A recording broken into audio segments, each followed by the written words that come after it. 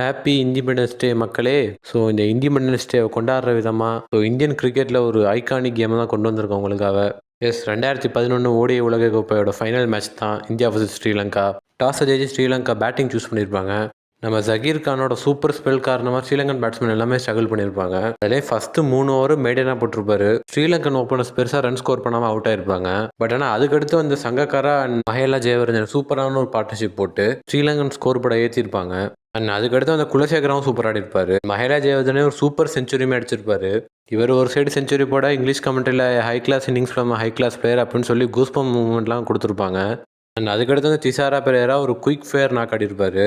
ஜகீர் கானா 4-6ன்னு வச்சு அடிச்சு செஞ்சிருப்பாரு. ஸ்ரீலங்கன் ஸ்கோரை 274க்கு ஏற்றிருப்பாரு. அண்ட் 275 அப்படின்ற டார்கெட்டை நம்ம இந்தியன் ஓப்பனர்ஸ் சேஸ் பண்ண வந்திருப்பாங்க.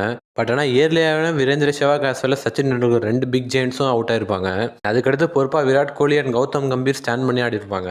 2 பேருமே கிடைக்கிற கேப்ஸ் எல்லாம் பவுண்டரி ஸ்கோர் பண்ணியிருப்பாங்க.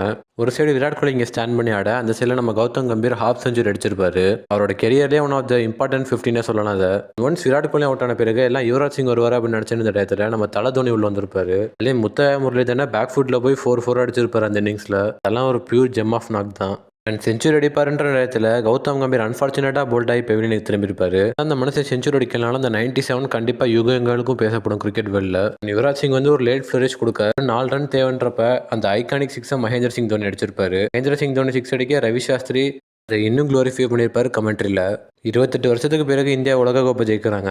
இந்த இண்டிபெண்டன்ஸ் டேல இந்த மேட்சை ரீவென் பண்ணுறதுல எனக்கு ரொம்ப சந்தோஷம். இந்த மேட்சை பற்றி நீங்கள் என்ன நினைக்கிறீங்க? இந்த 2011 வேர்ல்ட் கப்பில் உங்களுக்கு பிடிச்ச மூமெண்ட் எதுன்றதை மறக்காம கமெண்ட்ஸில் கமெண்ட் பண்ணுங்க. வேறு எந்த மேட்சை நம்ம ரீவென் பண்ணி போகலான்றதை மறக்காம கமெண்ட் பண்ணுங்க. வீடியோ பிடிச்சிருந்துச்சு அப்படின்னா வீடியோக்கு ஒரு லைக் கொடுத்து நம்ம சேனலை மறக்காம சப்ஸ்கிரைப் பண்ணுங்க. தேங்க்யூ ஃபார் வாட்சிங்.